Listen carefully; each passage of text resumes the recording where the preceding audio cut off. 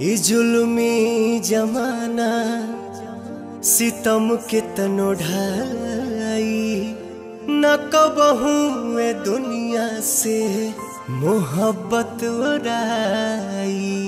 और जब रोग हो जे जानी उजानी, कदर बेकदर के समझ में न आई।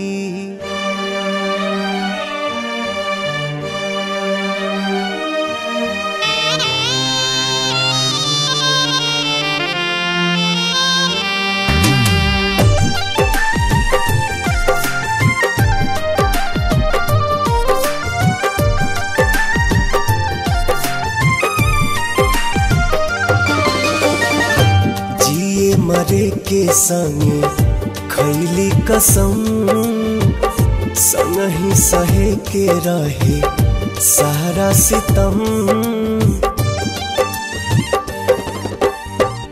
जिए मरे के संगे खैले कसम, संग ही सहे के रहे सारा सितम।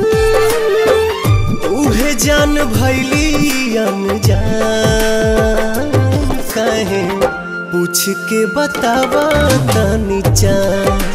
हे चान दूर कहे भैली हमर जान।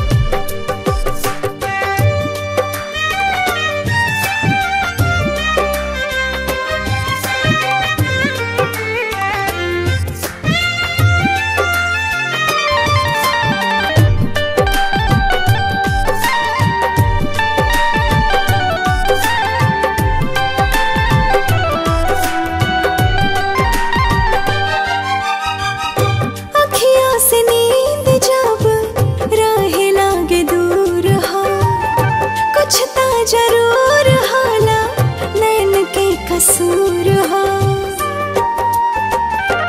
हाँ, काहे के प्रीतिया बनौले भगवान हो। प्रेमी सतावल जाला बाटे परमान हो। ना जाने कैसन बा दिल के जरूरत हो। हर पल निहारेला उनके ही सूरत हो। टूट गइल सारा अरमान, काहे पूछ के बतावा तनी चान। हे चान दूर काहे भैली हमर जान।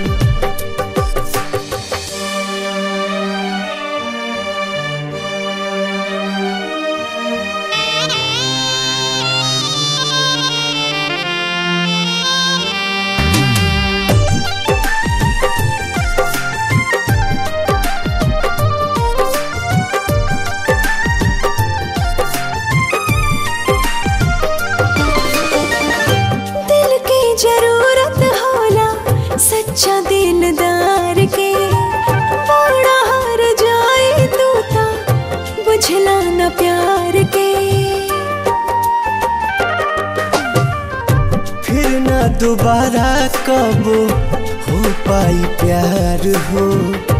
बसल बसावल दुनिया भइल उजार हो।